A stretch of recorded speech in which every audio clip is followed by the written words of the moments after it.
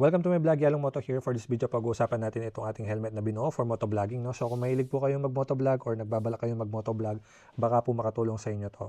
So start muna natin sa helmet. No? So isi-share natin yung mga accessories saka yung mga prices. Start muna tayo sa helmet. So ang helmet natin is Arai. No?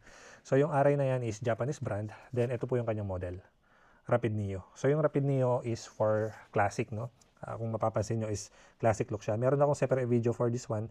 Ni-walkthrough ko yung design saka yung ibang details. Actually, unboxing video ata yun, no? So, ang presyo po ng helmet na yan is 30,500 pesos. From Japan po yan, no? Then, start natin sa mga accessory dito sa camera. So, yung camera natin is DJI, no? Mas gusto ko po itong DJI kasi medyo mas maliit siya kaysa doon sa GoPro na latest, no? So, ito po yung latest ng DJI, Osmo Action 5 Pro. Ayun po, no, nakalagay dito. So nabili ko po to last year, no, nung bagong labas siya. Ang presyo po nito is 25,324. Discounted na po 'yan, no. Ito po yung box niya. So yung combo na kinuha natin is yung Adventure combo, no. Bali meron siyang kasamang 3 batteries at saka battery case, may selfie stick din. Yung battery case, yan din yung charger niya, no.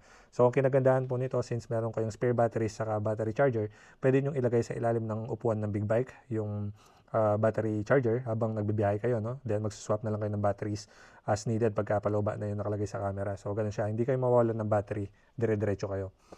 So next natin is itong ating DJI mic adapter, no? So unfortunately, hindi ko siya nabili sa Pinas. Nabili ko to sa Amazon. Kasi way back then wala pong available sa Pinas. Kaya napilitan akong bumili sa Amazon kahit walang voucher, no. So ang presyo ng pagkakakuha ko nito is 2,574. So mas makakamura kayo kung mabibili niyo local ito sa Shopee or Lazada, no. So official DJI product po ito for 3.5mm na audio jack, no. Then syempre dahil meron tayong adapter, meron tayong nilagay na mic dito. Ito, no. Itong wire na to. Bali papunta siya dito sa loob. Ayan. Yun po yung maliit na bandang taas, no? Kasi yung sa baba sa intercom po yan. So, ang brand po niyan is Rode, no? Ito siya. Ito yung box niya. So, ito po yung nakita ko na pinakamagandang available sa market for motovlogging, no? Wala akong masabi sa performance niya, napakalinaw. So, yung mga nakikita nyo na nagbablog ako habang umaandar yung motor, dito po yung audio. Dito yung ginagamit ko na mic, no? So, ito siya, no? Bale, ang pagkakakuha ko po dito, ang presyo niya is 3,620, no? Para sa mic na to. Okay? Then, moving on. Meron din po ako nilagay na ano pala dito sa camera, no? Isama na natin yung mga protector. Itong protector dito sa ating screen, no? Saka dito sa ating lens. Meron ding screen yan sa likod, no? Ayun.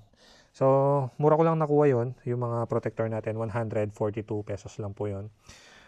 Pero isasama ko na para may idea po kayo, no? Then, maliban pala dito, meron pa tayong binili na case, no? Bali, ito pong case na to, aftermarket na to. Small rig po ang brand nito. Ayan, no? Hindi na po yan yung DJI na kasama, no? Kasi kung mapapansin nyo, meron siyang cold shoe mount dito, no?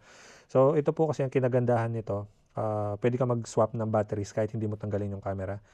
Yung po kasing kasama sa sa DJI, yung kasama sa camera, kailangan mo pang tanggalin ng buo yung camera para makapagpalit ka ng battery, no. Pero ito hindi na po. Ito po yung kanyang box, no, small rig. And at the same time, no, lightweight din po ito.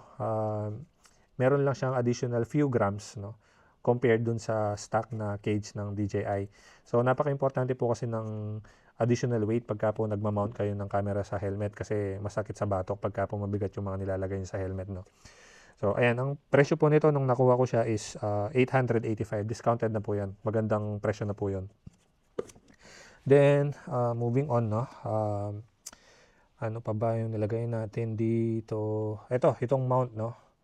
So, ito pong mount natin dito, chin mount, no? Para may salpak ang camera. Nakatape po yan dito sa ating helmet. Bali, CNC po yan na aluminum, no?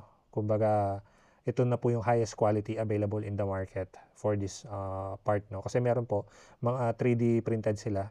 Ito po kasi metal, no? Aluminum. Kumbaga, mas maganda siya. Mas magandang smooth tignan, di ba? So ito po nakuha ko siya sa halagang 579 pesos only, no? Discounted na po 'yon. Kumbaga, murang-mura na 'yon. Then, ano pa ba yung nilagay natin dito? Ito po, itong intercom, no. So yung intercom natin is Sena 60S. Ito po yung pinaka-latest ng Sena, flagship, no. Nung nabili ko po ito sa ano, sa Moto Market sa May Angeles, no. Actually the same day na dumating siya dun sa store nila, ni-contact nila ako, then pumunta ako. So ang pagkabili ko dito, unfortunately hindi siya sale na sale, pero siyempre dahil suki tayo doon, nabigyan tayo ng 10% discount po, no. Bali ang pagkakabili ko lang po dito is 22,491, no.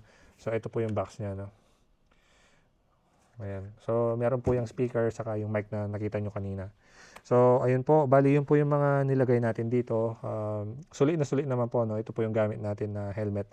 So ang overall na nagastos ko sa helmet build na to is 86,115 pesos, no. So yun po yung overall na nagastos natin.